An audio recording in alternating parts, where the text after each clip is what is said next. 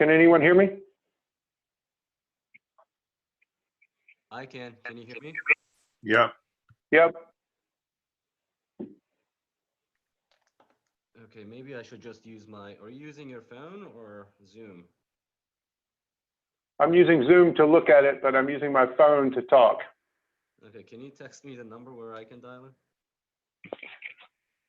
Please? It has to be individual because it's synced to the Zoom. So close out and open Zoom again, and it should give you a dial-in. Perfect, thanks.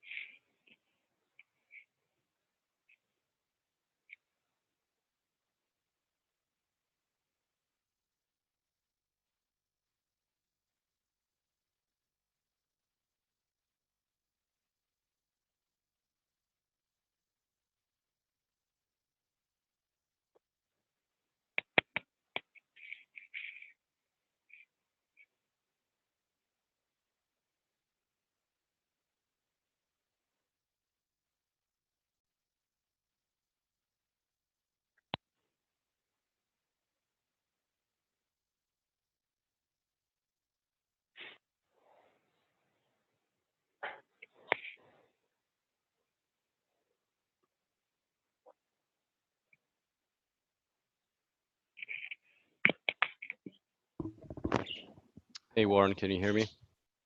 Yep, I can. You? Okay, I'm just gonna use my computer. I'm not getting a dial in. Okay, but you can hear me all right, right? Yep, I'm assuming everyone else can as well. I see Dr. Murphy logged on. Yep. Cool.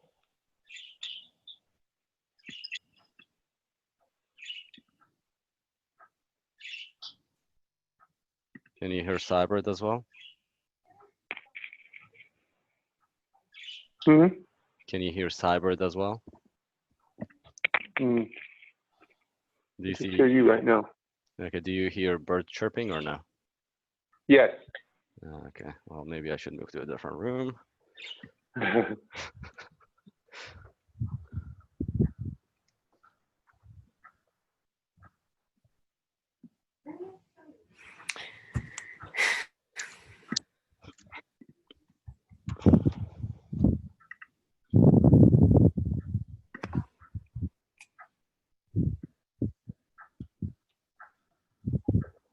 So I'm just seeing Warren, is that correct? I am on. Beber, are you also on? No, I'm on as well. So it didn't ask me to put in my name or it didn't give me a dial in, so I'm just gonna use, I got on as guest. Okay, your guest. Okay. I will make you co-host then. I was like, I don't see Okay. you. Nope, I'm here. Okay. Now let me go ahead and give. Let's go ahead.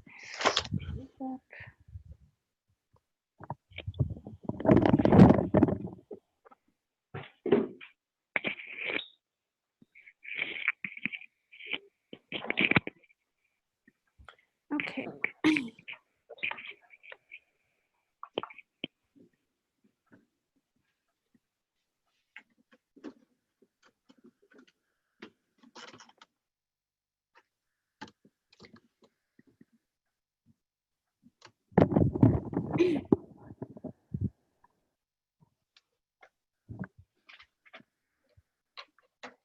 Okay, so we're gonna give it a couple minutes and then we'll start. I have a couple of little announcements that I want to go over first. Okay. And then we should be good.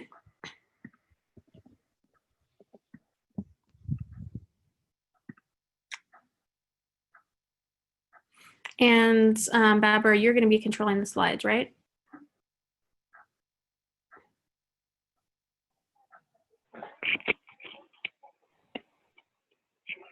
Where did he go?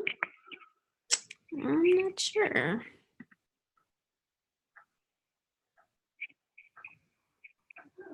I think he just muted himself. But we agreed he was controlling, right? Yes, we did. Okay, cool. I'm just gonna go ahead and get that started.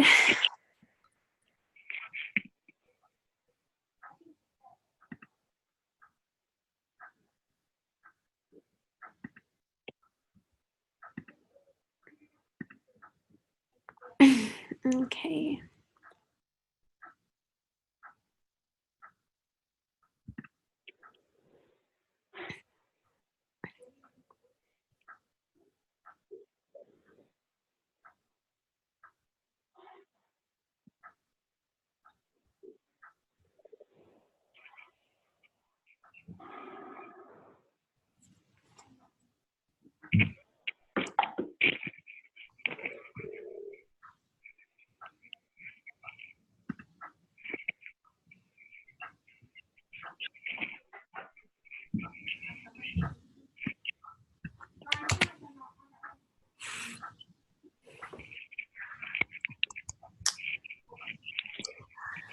Okay, so let's go ahead and get started. Good morning and afternoon, everyone, and welcome back to CAE Forum in 2019.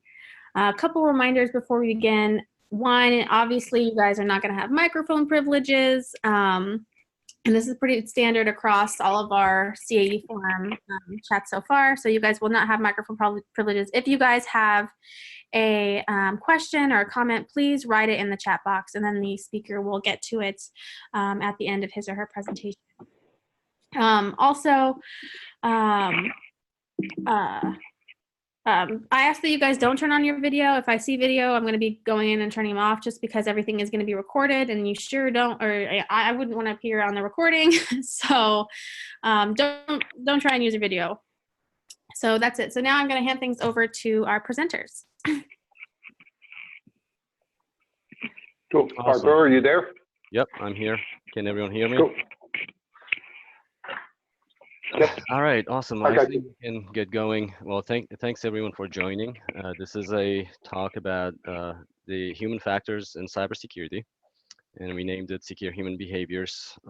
This is not a technology talk. We're not going to be, selling you tools or technologies, but rather we want to make you a robust human being in terms of giving you tools that you can use in your everyday life.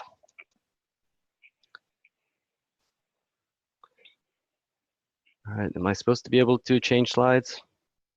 Yeah, so what you're going to want to do is click the screen first. Got it.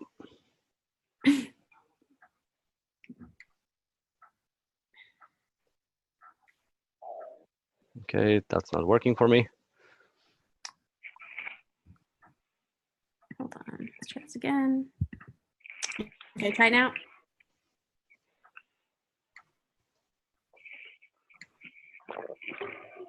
Nope, still nothing. Warren, you want to try? Okay. Perfect. So we have a standard agenda. We're going to introduce ourselves in a second, and then right after that, we have a pre-presentation assessment, which you're going to do in your head. And if you have a pen and paper, you may use. You're just going to get 1 minute for that. Then we will go into the presentation. Someone change my slides. And then we're going to end with Q&A. So again, my name is Babur Kohi. I am a Doctor of Science student at Marymount University. This is my second semester studying cybersecurity, and my research is going to be on human aspects of cyber, specifically secure human behavior. I'm also interested a little bit in the deep dark website in terms of proactive threat intelligence. So that's my secondary topic. Also, I'm an adjunct professor at Northern Virginia Community College. I have been teaching there undergraduate cybersecurity courses for the past 2 years. That's one of the best careers I've had. And Warren and I, which you're going to hear from in a second, we have created a secure human behavior and technology application course, one of the first at Nova, which I will be teaching this semester. Warren? Yes, I'm Warren Holston. Thanks for having us on. I spent the last 30 years in the intelligence community between CIA and U.S. SOCOM, Special Operations Command. And my principal focus, in spite of a few other odds and ends that I've done, has been specifically on targeting or hunting individuals. And that all started with tags and then ultimately ended up into electronic manhunting, and now what is hunting people through various social media and publicly available information. Because of my background, I wanted to take the tradecraft that was learned in the intelligence community, the physical tradecraft, and see how it could be applied across the board to protect individuals that were not part of the intelligence community and that just had to live and exist in the physical and virtual world. And that was the genesis of the book, Beware the Predator. The concepts behind Beware the Predator are the foundation of secure human behaviors and what we're going to talk about today. Over to you.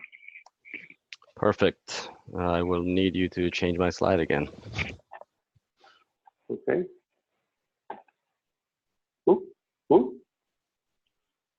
Okay, awesome. So like I mentioned earlier, so take a minute in your head to evaluate your vulnerabilities in the home. So think about your place of living, close your eyes and see what comes to mind when you think about your house, your living space in terms of vulnerabilities. What are you vulnerable to? And the idea behind this is, at the end, is to take a look at the concepts that we talked about and then be able to reevaluate in a methodical method vulnerabilities in your home. We use the home because it's very simple, but you'll see as we discuss further, it can be applied in the virtual world, in the physical world, in the office, in the car, and that's the beautiful part about the concepts. Perfect. So now when you're thinking about it, like I mentioned many times, this is about your behavior, not technology. So always think behavior over technology. As you know, technology is just as good as the person behind it. And we'll give you some examples of the breaches that had happened, which tied back to a person. You know, technology was good, but then it wasn't used as intended. So that's it. Instead of trying to defeat technology with more technology, you can use traditional and practical security tradecraft techniques to reduce your exposure to risk. One example. So if you know, so for my house, my bedroom, right? If I know where I'm at, so that's the phase one, and then what I'm vulnerable to, I can use practical methods to take action just in case if there's something adverse. Right, so if I'm being attacked, maybe I have weapons around the room that I could use. And another example would be Tor browser. That's one of the well-known to access the deep dark web. For those familiar, you can download the browser. It's readily available, no cost to it. However, if you don't use critical thinking to properly configure the browser, you could get into trouble really quickly. One of the things that I like to add to this piece is whenever we were targeting people, very rarely do we ever defeat technology. We always focus on the weakness of the individual or the individual's network in order to break the barriers into that network. It's much easier to target an individual because over time, you either get lazy or you implement such complex security measures in your life that you simply can't or don't follow them. Perfect. Next slide. I'm not exactly sure how that's working. Oh, there we go. So here's a great rule to live by. I try this day to day. So if you assume from the beginning that you are compromised, you can develop a security posture to protect from intrusions. There are three categories when it comes to these compromises. There are people, so first, everyone is exposed. There are those that know they have been exposed and they're doing something about it. There are others, they have been breached, but then waiting for someone else to come and tell them. And then the third part is people have been breached, they just don't want to know because they don't know how to cope with it. So this could be individually, this could be organizations, and there are many examples. Maybe after the talk, you can go on Google, major breaches that you should be able to see hundreds of them from, private and the public sector. In the past, we often looked at protecting our data in particular, that we could protect it if we didn't expose our social security number or our birth date, etc. With the proliferation of our information in the digital world and virtually everything we do from the time that you're born now, through LinkedIn, through job interviews, etc., it is truly impossible to keep your information from being compromised. So you have to start from that perspective. And then as we go through, begin to look at protecting what is truly important and not trying to spend energy and time on protecting those things that are compromised anyway. Yeah, so one of the ones that could relate to everyone is Equifax data breach, which is the credit bureau company. If you have any type of credit card, or if you have purchased a home or anything else like cars, anything valuable, they have your credit, everything that happens, every way that you use your card, they have a record of it. So that was breached recently. So you're already out there. Next slide.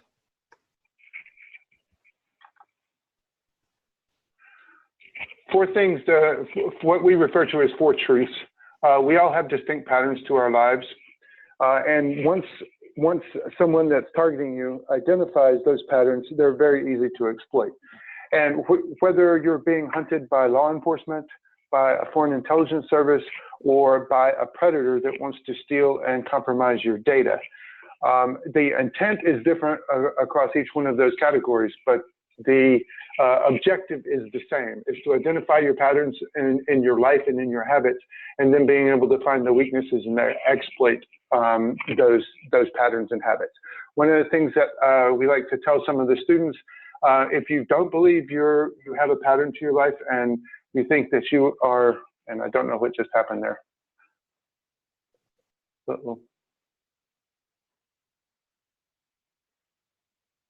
Sorry, there we go. If you don't believe you actually have a pattern to your life, just keep kind of a rough track on a piece of paper, your daily habits over the course of a month. And at the end of a month, if you stop and look back over your notes, you will discover that you have a very distinct pattern within a few minutes of every day throughout the week and on the weekends. You do very much the same kinds of things. You're on the computer about the same times. You stop at the same places for whether it's laundry, coffee, or whatever. All of those things are the things that the predator or law enforcement are looking for to be able to exploit your patterns. And we all have a very distinct pattern, and once it's identified, you're compromised. Number two, if someone else is holding your data, it's compromised. If you put it in the cloud, you have to consider it's compromised immediately. So go with the premise of you only release those things that you're willing for the world to see. Number three, concentric rings of increasing levels of security, and this is the premise behind the whole prevention, deterrence, defense concept, that you put in gates or stopgap measures around your life so that if a predator is trying to get close to you or just trying to exploit you, you have fences or gates around your life where you can catch it early before there is consequential damage to whether it's to your checking account or to your family. And we'll talk a little more about that.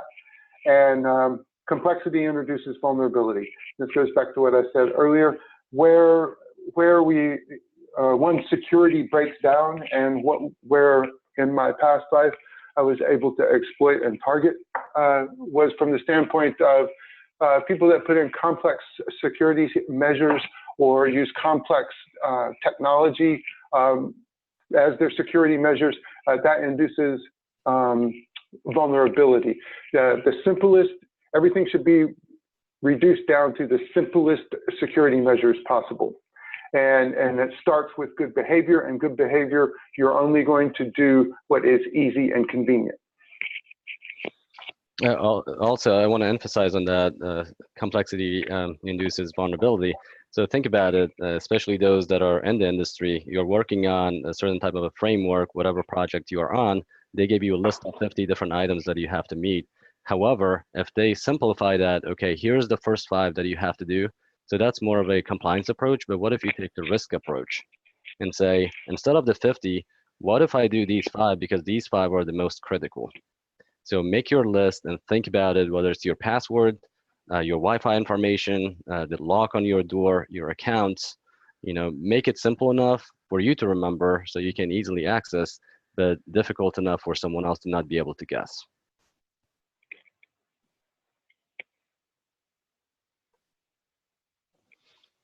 So personal vulnerability assessment, it's a 2-phase process, very simple, no technology needed. You can do it on your head or pen and paper is the way that I like it, and that's how I teach at school as well. So step 1, determine where you're vulnerable to. Some examples, your house, your work, your commute to work. It's going to be different if you drive into work and taking the same route. The whole route may not be a vulnerability, but there might be certain areas, especially if there's traffic, if there's congestion, you're stuck there. What would happen if the traffic does not move and something adverse were to happen? What's your plan for that? How are you going to escape that, right?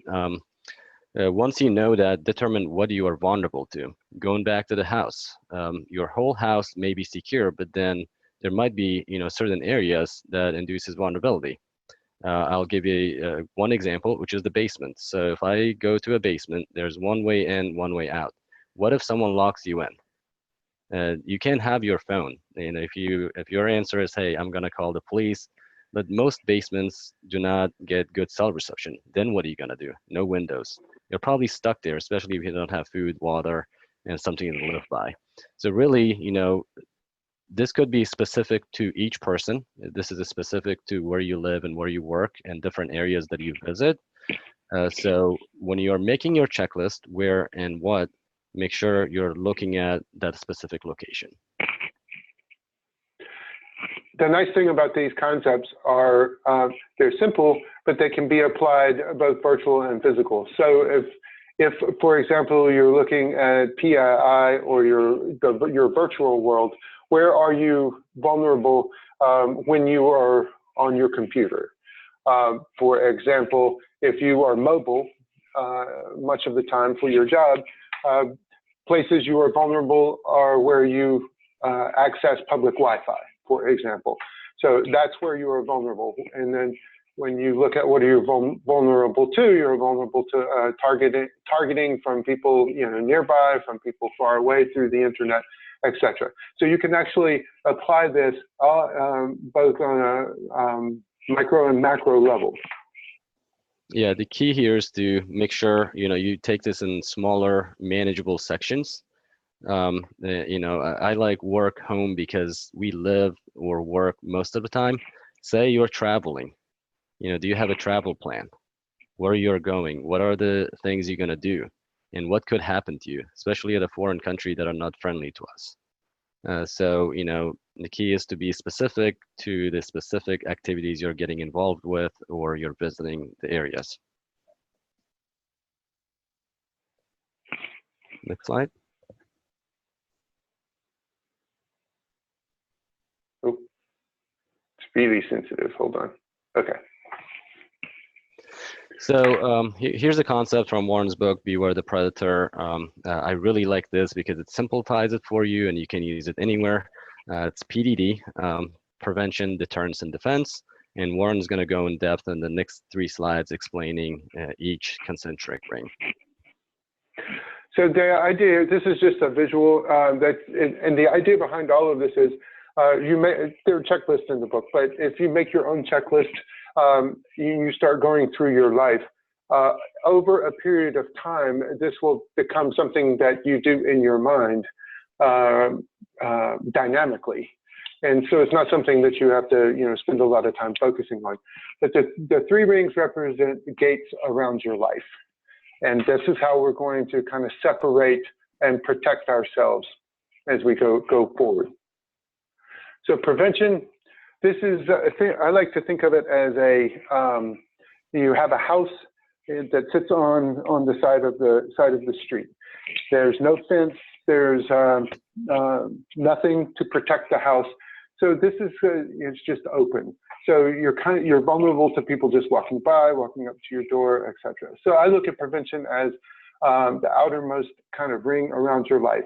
It's to prevent people from getting too close. It's like locks keep people honest.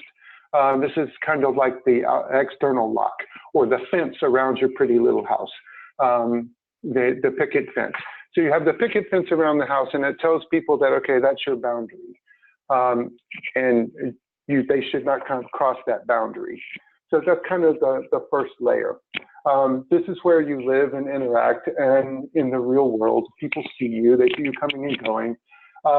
And predators can drift in and out of your life and see the fence, but the idea fundamentally is to make yourself more difficult or less appealing target as you go through life. So what you want the predators, when they see you, is to immediately go, okay, I'm just going to go to the neighbor's house that doesn't have a fence because it's going to be easier. That's the general idea. And you'll see what this translates into specifically as we go along. So in prevention, if somebody comes into the yard, then they've already broken the first barrier. They've made some physical effort to break your barrier. Then in deterrence, it's the second layer around your life. So if somebody does decide that they're going to approach you or approach your life, then the next phase is to put up a deterrence, something that's going to let the predator know that you are aware, you are prepared, and that they are engaging someone that is aware and prepared. This is, so you have the fence around your house. This is like putting the dog in the yard. So you have the fence, you have the dog, and the dog is the deterrent from the predator crossing in. Or once the predator crosses into the fence or decides to, you have the dog. And then finally, the inner layer, and this is basically fight or die, your defensive posture. So they get past the fence, they get past the dog, and now they're in the house. And the house can be your virtual house, or it can be your physical house. But once they're inside your computer or once they're inside your home, then you have to be prepared to fight or die. And what we refer to this as survivability. So as you're setting up your security posture, you look at it from the standpoint of, if somebody does get inside my house or my computer, then I have to have everything in place to survive an attack. And that could be survive a phishing attack, or survive having your PII stolen. And I use this just as a real simple example where the survivability or defensive posture on credit cards is would be to have a $500 credit limit on your credit cards, on all your credit cards, and have multiple credit cards, one for groceries, one for gas, and one especially for online purchases, for example. So if one is compromised, it can be shut down, and it doesn't affect the rest of your life. You close it, you move on. The same thing with passwords, having multiple different passwords for all of your accounts. So if somebody gets into one account, your whole life doesn't collapse in an hour, and new credit applications opened up because you couldn't stop it in time. So that's kind of we look at it from the survivability standpoint. So now I'm going to walk you through a vulnerability assessment example for your home based on the PDD concepts.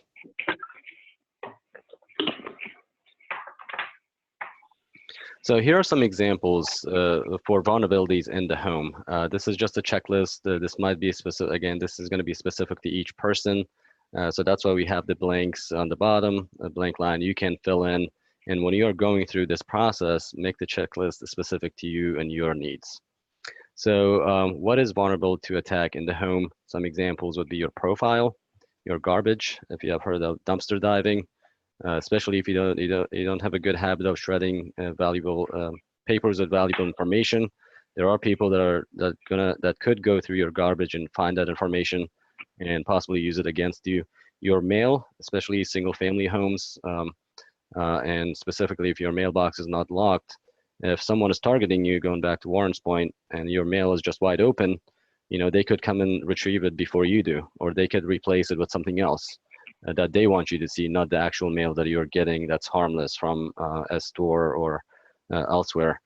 Your Wi-Fi, if you're not using passwords, that could be vulnerable.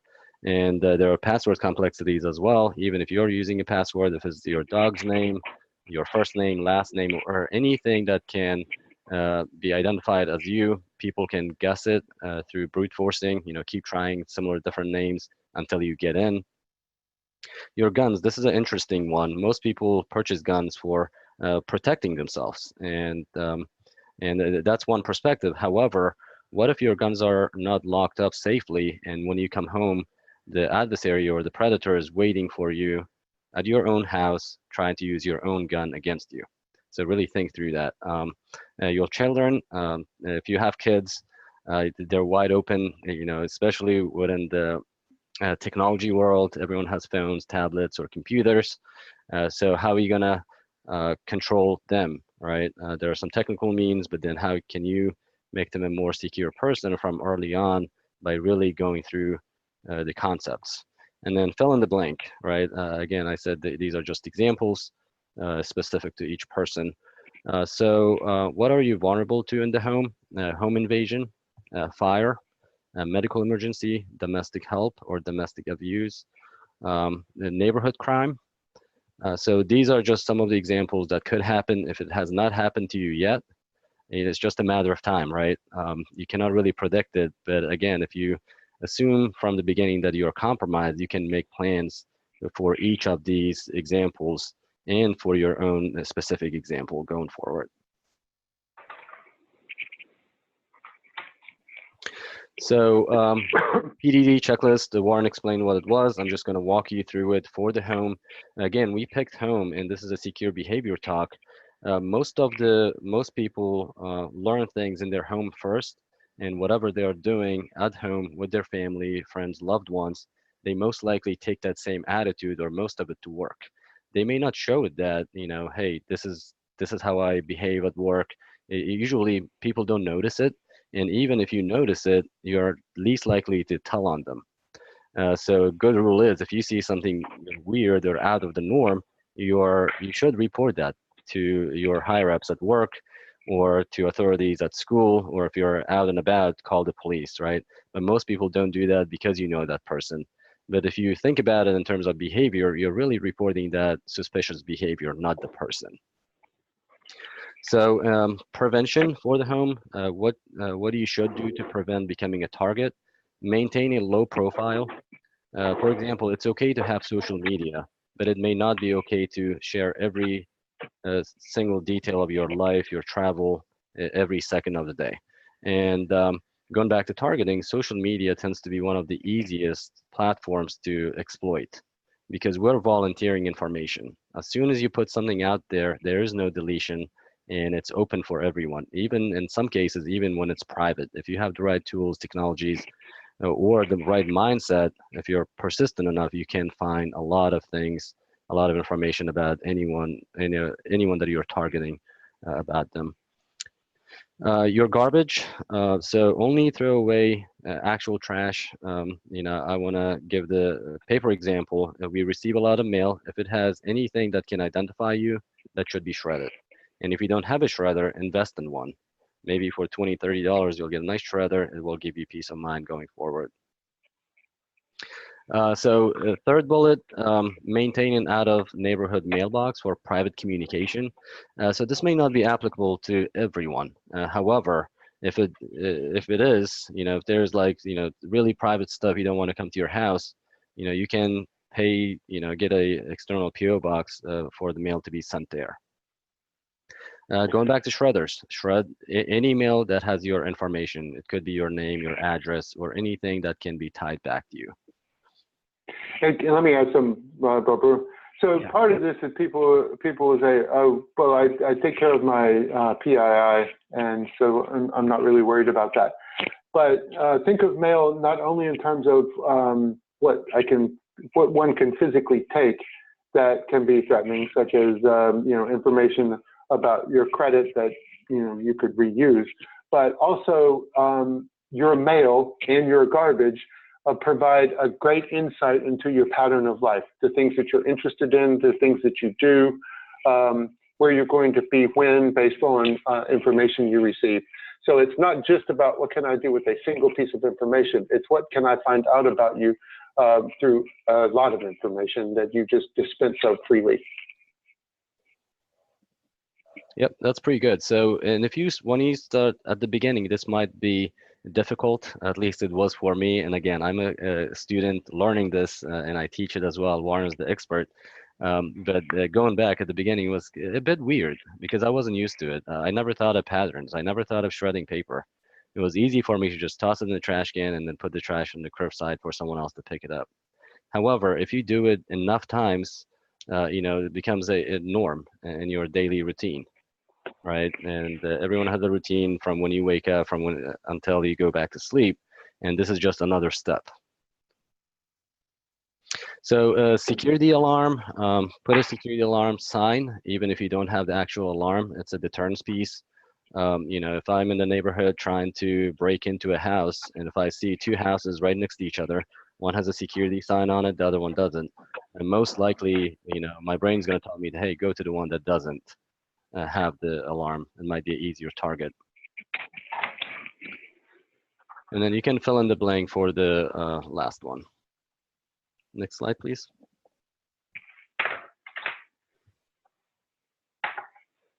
So what you should do to deter an attack once you become a target? Have a dog that barks, and if you don't have a dog, have some sort of an alarm system. So you can use that. Have a safe or fireproof lockbox.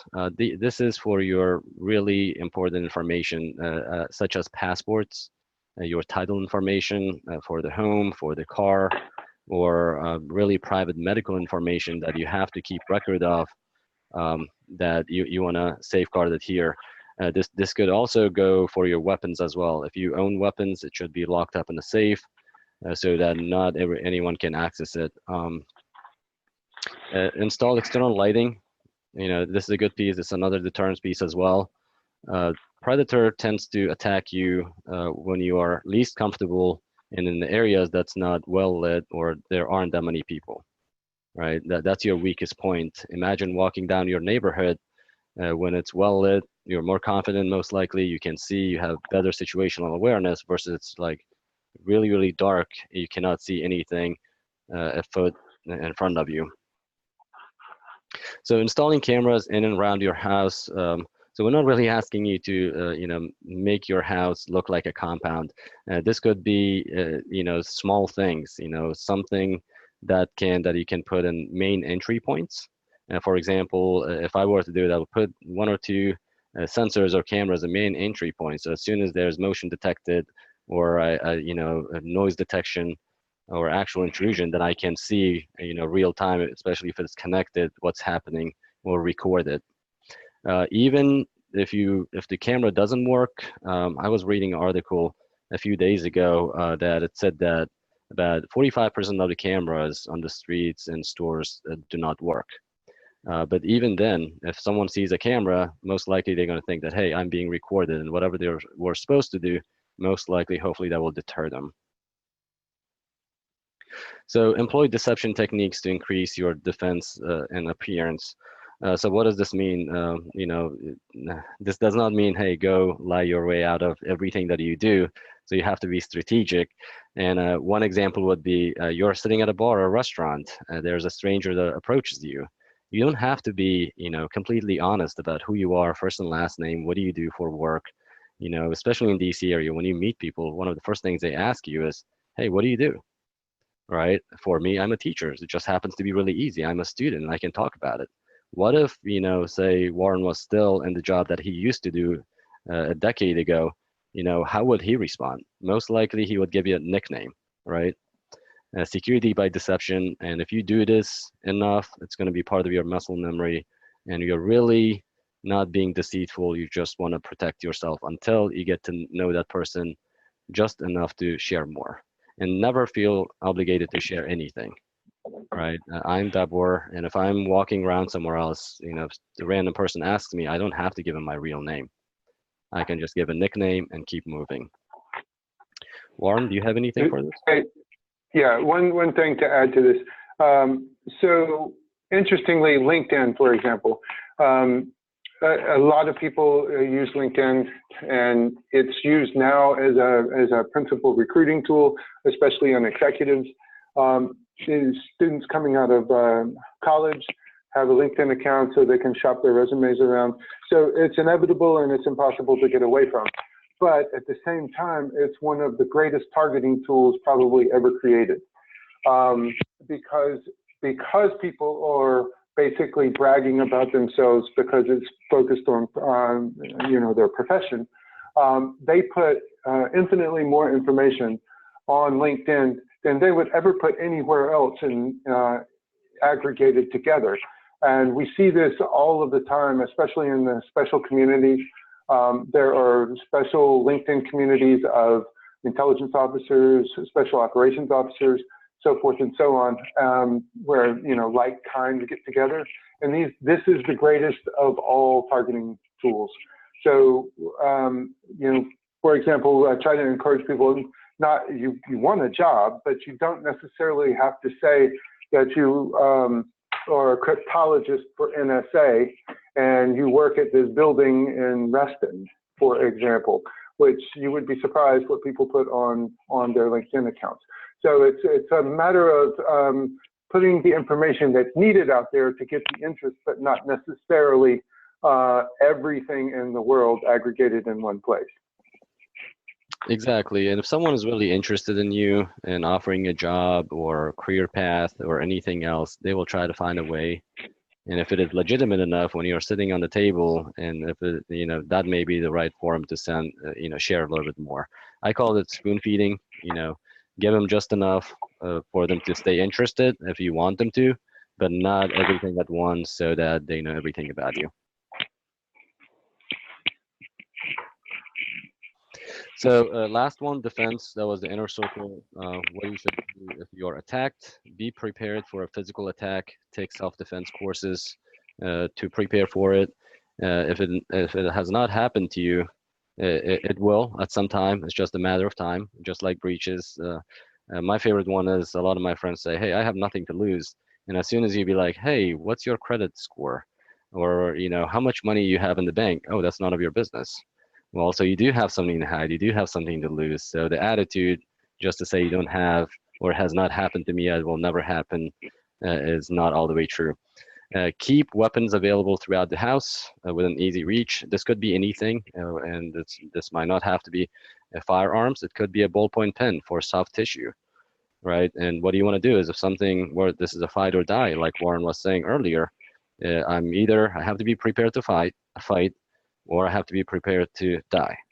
Because if someone is coming at you, anything could happen. Then you want to take swift action and you want to hurt them really fast, disable them just enough time for you to, run away. So have a planned emergency plan for intrusion, fire, medical emergency.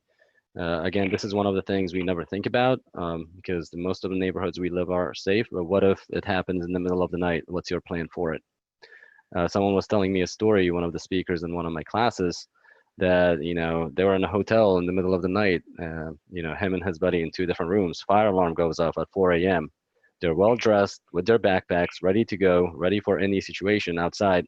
Everyone else was wearing t-shirts, shivering in cold, or their robes and whatnot. So imagine if they wouldn't let you back in the hotel and all your belongings in the hotel. So smoke detectors are given in all bedrooms and living areas. Identify a safe room. Again, we picked the home because we think that most people bring their inside home behavior to everything else that they do in life. Identify a safe room. If everything burns down, where can I go? If there's trouble, where can I go so I feel safe? I have everything that I need in that spot to be able to survive until I get help. Have an evaluation kit available. So near primary exits, this could be small things. If you travel a lot, I would have at least 1 or 2 bottles of water and maybe 1 or 2 protein bars, especially if you commute by taking the public transportation. If you are stuck on the road, you don't have to starve, right? And you have some water, you have some food, and hopefully you have warm clothing as well if it is cold. So just be ready for any situation. And the point of this is to be ready for anything, and all it takes, adversary has to be right once. We have to be right 99.9% of the time. They just have to be right once, right? Next slide, please. Warren, did you have anything for defense? Nope, you're good. Okay, so next up real quick, we are in the process of publishing an academic research paper to further develop these concepts. It's Warren's book. He's the brains behind this, and through academia, I have been working with him and using actually all of the concepts to create courses at Nova, and we have one at Marymount University as well on really teaching him the tradecraft and secure behavior that applies to everyone. So look forward to that near term, and that's really going to take the PDD concepts and build on it. It's going to be a published paper. I cannot share anything more than that right now. And again, contact us if you like more information on any of the topics or the examples, or if you're interested in just discussing, personal security. So, yep, next slide is good.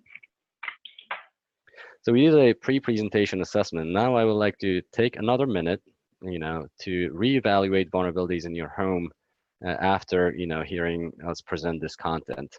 And then once you do that, were the results any different? The idea, I'll just talk while you're thinking.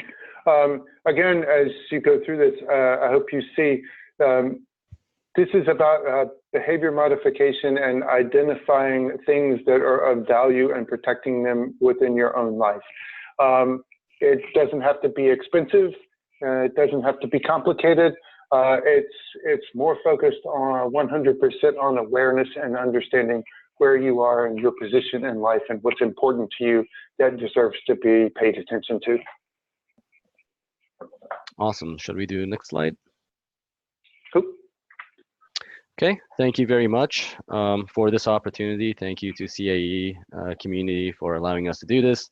That's my information as well as Warren's. Email us anytime.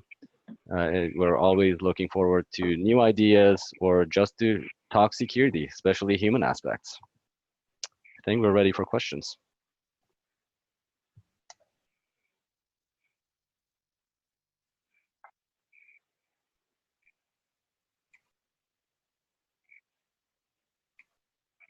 Not sure how this process works.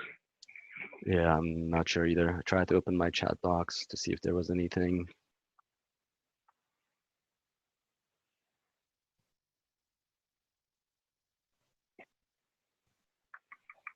I guess if you have a question, if you are able to unmute and ask, that's good as well. If not, let's see. Okay, so chat box opened up now. Yep, I see it. Okay, yeah, there's nothing. Okay, good. Okay, please feel awesome. free to contact us as you like. Thank you. Hey everyone, I just want to tell you that this presentation was recorded and the talk is going to be available on the CAE and Cybersecurity Community website listed in the chat box. Again, if you guys have any questions, you guys have their contact information and make sure to reach out. So thank you guys all for coming to CAE Forum today, and we look forward to seeing you next time. Thanks, bye. Thank you.